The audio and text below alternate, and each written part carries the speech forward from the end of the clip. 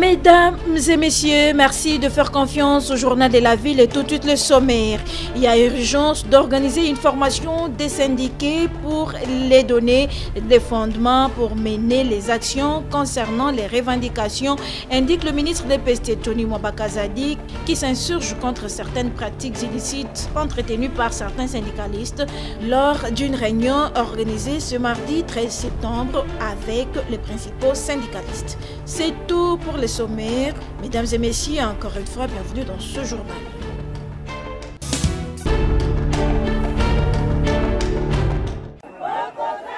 Le collectif des enseignants des écoles désactivées et réactivées de la ville-province de Kinshasa, une structure faisant partie de la synergie des syndicats des enseignants de la RDC, annonce dans les jours à venir des actions de grande envergure au ministère de l'EPST pour réclamer le paiement de 5 mois d'arriérés de leur salaire qui tarde encore à venir. Nous sommes bien préparés. Jusqu'à la dernière énergie, nous allons réclamer nos 5 mois d'arriérés de salaire. Nous ne pouvons pas permettre que vous désactivez une école et sur de base de quoi vous avez réactivé cette école. Nous martelons seulement que bientôt là, nous allons faire une descente pour réclamer nos 5 mois d'arriérés au niveau du ministère de l'EPST. Faute de quoi, nous allons dormir comme nous avons fait la fois passée. Au mois de décembre, ils nous connaissent notre force. Nous demandons au ministre de l'EPST de nous payer nos 5 mois d'arrière de salaire. Trop c'est trop, affirment ces enseignants qui ne savent plus à quel sens se vouer après avoir sollicité plusieurs fois l'implication du chef de l'État. Visiblement, prendre d'assaut le ministère à travers des manifestations reste la seule option pour ces professionnels de la CRE, alors que le gouvernement de la République avait promis d'honorer son engagement. Le pouvoir doit faire en sorte que toutes ces écoles puissent réhabiliter. C'est le rôle du pouvoir en place. C'est comme ça que nous demandons au gouvernement congolais, au ministre de l'EPST, qui nous suivent maintenant. Après cette cérémonie, nous allons nous organiser pour réclamer nos arriérés, 5 mois d'arriérés de salaire. Pour rappel, c'est à l'issue de la cérémonie de réhabilitation et de reconstruction des écoles Ndingambote et Epé Bolingo dans la commune de Massina que le membre de ce collectif d'enseignants désactivés de juillet à novembre 2021 ont réitéré et réaffirmé leur volonté à ne rien lâcher jusqu'à ce qu'ils obtiennent gain de cause.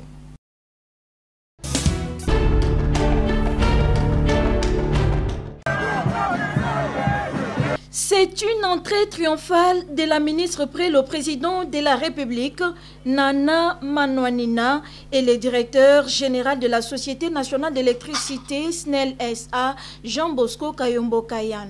Obligés de descendre de leur véhicule par la population de Kassangoulou. Les chants et ovations ont accompagné la marche de ces deux personnalités ce samedi 9 septembre 2022. Tout Kassangoulou s'est donné rendez-vous sur la nationale numéro 1 afin de témoigner sa gratitude au chef de l'État Félix Antoine Tshisekedi Tshilombo pour le don du nouveau transformateur d'une capacité de 5 MW destiné à apporter plus d'énergie en plus de celui de 3.5 qui peine à répondre aux besoins du territoire tout entier. Ces dons fait suite à la demande de la société civile de Kassangoulou adressée au chef de l'État par l'entremise de Nana Manouanina, ministre près le chef de l'État, qui a transmis au directeur général de la SNEL les injonctions du chef de l'État afin de trouver des solutions pour Kassangoulou dans le meilleur délai. Après les discours des circonstances, l'assistance a fait le déplacement du poste de Kassangoulou où la ministre a débâché le nouveau transformateur avant sa bénédiction par les chefs coutumiers. La ministre près le président de la République donne ici le sens de cet événement. Je ne suis qu'une personne envoyée par son Excellence, Monsieur le Président de la République, chef de l'État, Félix Antoine Tshisekedi Tshilombo, pour déposer les transformateurs. À la population, je dirais qu'ils étaient en difficulté. Ils ont su poser les problèmes au bon moment, à un bon endroit. Le chef de l'État a écouté et il a envoyé la solution. Alors, je reviens sur ce que les prédécesseurs ont dit. Baba Telango Malam. La collaboration avec la Société nationale d'électricité SNEL a été exemplaire. La SNEL accompagne efficacement la vision du chef de l'État.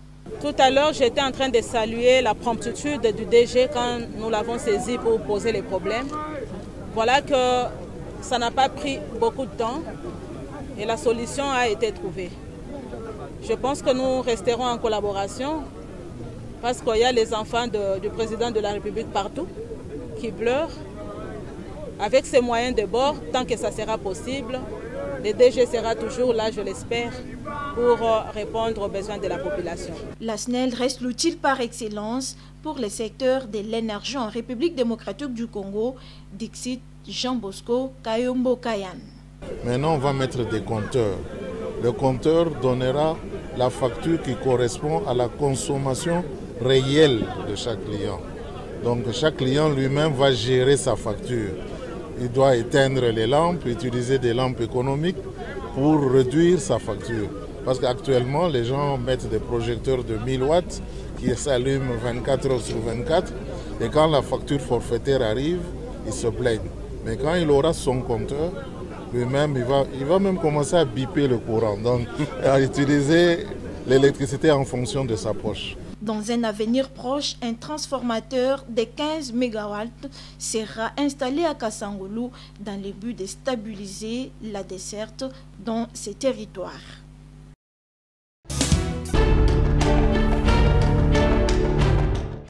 Conflit intercommunautaire Teke et Yaka à Kwamut, dans la province de Maïndombe, l'ASBEL, les jeunes authentiques et visionnaires du Grand Bandundu et ses environs, Javiba, préoccupés par cette situation, propose d'organiser un forum regroupant les experts du ministère de l'Intérieur et Sécurité pour trouver une solution durable dans cette partie du pays. C'était au cours d'une déclaration tenue ce dimanche 11 septembre 2022 à Kinshasa. Nous, membres de l'ASBEL, les jeunes authentiques et visionnaires du Grand Bandundu et ses environs, Javiba, réunis ce dimanche 11 septembre 2022 pour examiner la situation du pays en général et du Grand Bandundu, Kwango, Kwilu et Maïndombe en particulier, laquelle demeure préoccupante. À ce sujet, Javiba rappelle à l'opinion nationale qu'en date du 14 février 2022, nous avions alerté les autorités nationales de l'existence de conflits de limites interethniques dans le triangle de Kenge, province du Kwango, Bagata, province du Kwilu et Kwamut, province de Maïndombe. Et par un mémo, Javiba Asbel avait saisi son Excellence, Monsieur le Vice-Premier ministre, ministre de l'Intérieur, Sécurité, Décentralisation et Affaires coutumières, sollicitant son implication personnelle. Mais nous avons l'impression de n'avoir pas été bien compris. Voilà qu'aujourd'hui, les sang coulent parmi les Yansi, les Teke et les Yaka à Kwamut, Bagata et Kenge.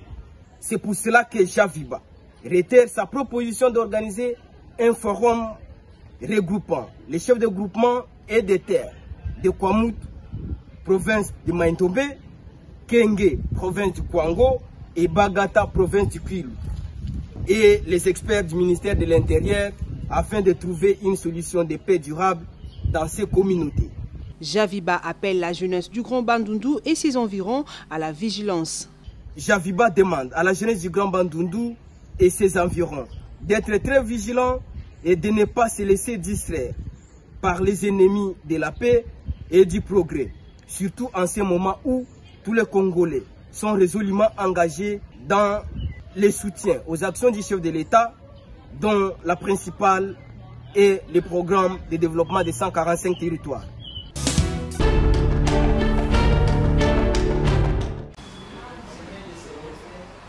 Les différentes structures de la commune d'Ingaba, formées par la coordination provinciale de l'Union des jeunes congolais pour les changements, pour la vulgarisation du document des politiques de promotion et accompagnement du leadership des jeunes, c'est lundi 12 septembre 2022. La coordination provinciale UJCC Kinshasa veut, à travers cette vulgarisation du document des politiques, éveiller la conscience de la jeunesse sur leurs droits. Une formation saluée par les jeunes œuvrant dans différentes structures d'Ingaba. Nous sommes d'abord très heureux de voir que l'IJCC qui se soucie pour les jeunes que les jeunes puissent d'abord connaître leurs droits afin de déclarer. Parce que, comme vous le savez, on ne peut pas réclamer quelque chose que vous ne connaissez pas. Nous avons participé à une formation sur l'instrument juridique qui protège les jeunes et c'était vraiment très bénéfique pour la jeunesse. On nous a un peu sensibilisés sur la prise en considération de quelques instruments juridiques que nous, les jeunes, nous avons besoin de savoir pour pouvoir défendre nos droits, autant au niveau international que national aussi. Pour le coordonnateur provincial de l'Union des jeunes congolais pour le changement, Rémi Flamme Mangwamba.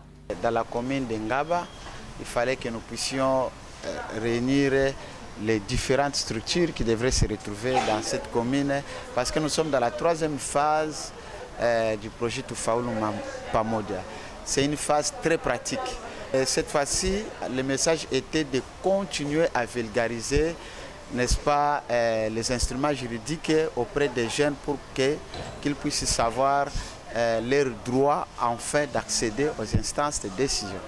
Présent lors de cette formation, le président national de l'UJCC, Totoro Mukenge, a invité les jeunes à s'impliquer davantage et à prendre leurs responsabilités à main face aux enjeux de l'ère. C'est dans le cadre du projet Tufaulu Pamoja, réussissons ensemble dans sa 3e phase que cette formation est rendue possible.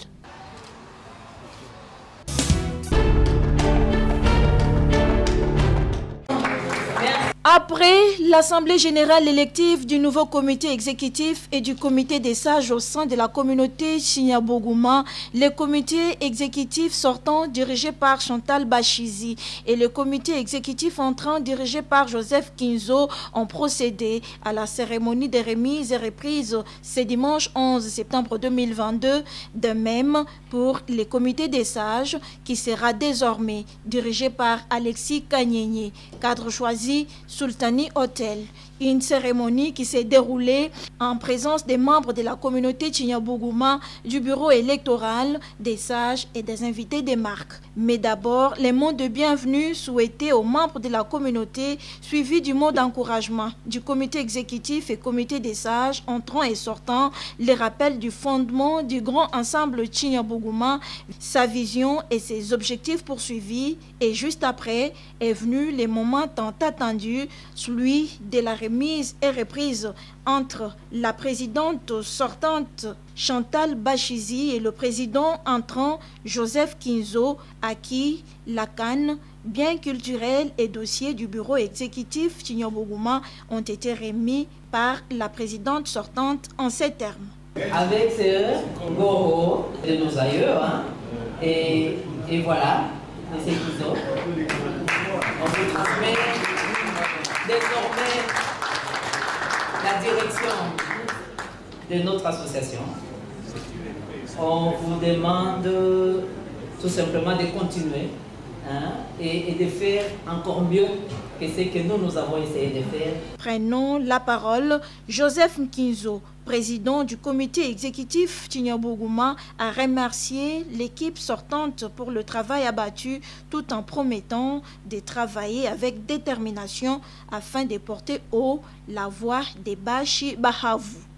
Avec conviction, je perçois ma fonction de président du Chignabougouma comme un service à rendre à ma communauté. Mieux encore, comme une brique que je dois porter à l'édifice afin que d'autres puissent un jour poursuivre sa construction, voire même son parachèvement. Nous nous attellerons à travailler avec détermination sur des axes qui pourraient être au besoin complétés par les Bashi Bahavu que vous êtes ici, selon vos desiderata en termes d'action et à réaliser au profit de notre communauté, les Chignabougouma. Remise et reprise au sein du comité exécutif Chignabougouma, un signal fort immortalisé par une photo des familles.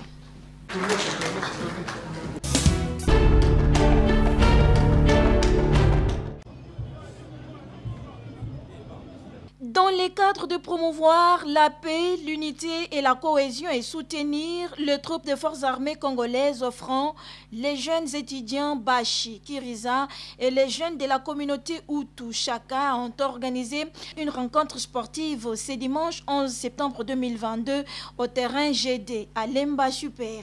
Sur terrain, les jeunes étudiants Bashi, Kiriza ont battu les jeunes de la communauté Hutu Chaka par un score étriqué de 6 buts à 0.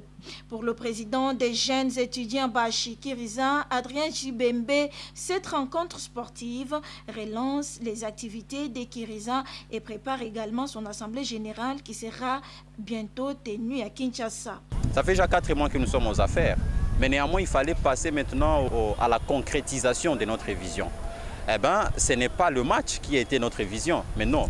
Le match s'inscrit dans l'ordre de la relance de nos activités, c'est-à-dire bientôt là nous préparons une assemblée générale. Néanmoins, pour faire la mobilisation et atteindre plus de masse possible, il fallait se réunir autour d'une activité sportive.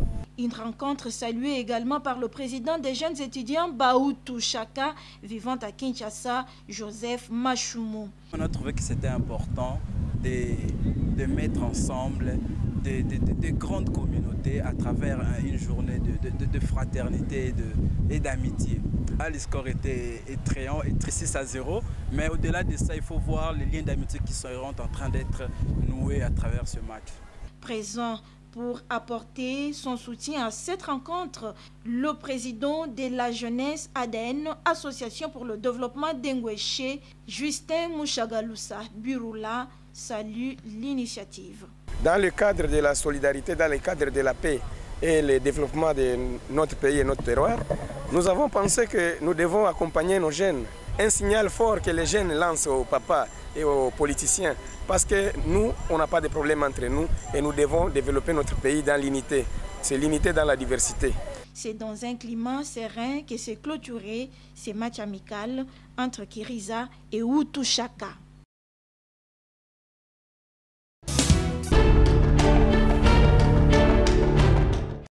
Télévisions éteintes, congélateurs réchauds non branchés, ces appareils électroménagers ne ressemblent plus qu'aux pots de fleurs qui embellissent les maisons. La cause, plus de 3 semaines que le quartier Katanga dans la commune de Kasavubu est plongé dans les noirs. Ces quartiers regroupent les avenues telles que Lissala, Bossobolo, Boussou-Jano et Boussou-Melo entre les directions Assosa et Chaba. D'après les habitants, la panne est due au mauvais état du transformateur de la Société nationale d'électricité. Une situation qui inquiète la population de cette contrée de la ville au regard des multiples tâches à réaliser.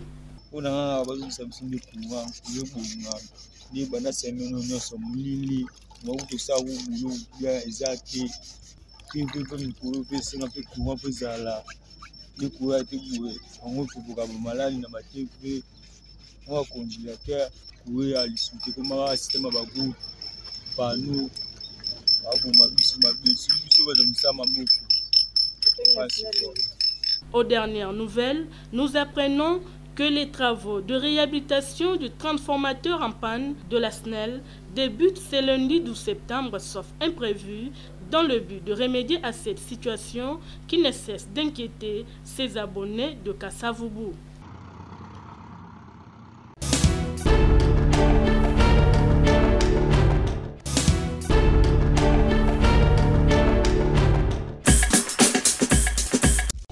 Nous sommes arrivés à la fin de ce journal de la ville, mesdames et messieurs. Merci de l'avoir suivi. Le prochain rendez-vous est fixé pour ce mercredi et d'ici là, portez-vous bien.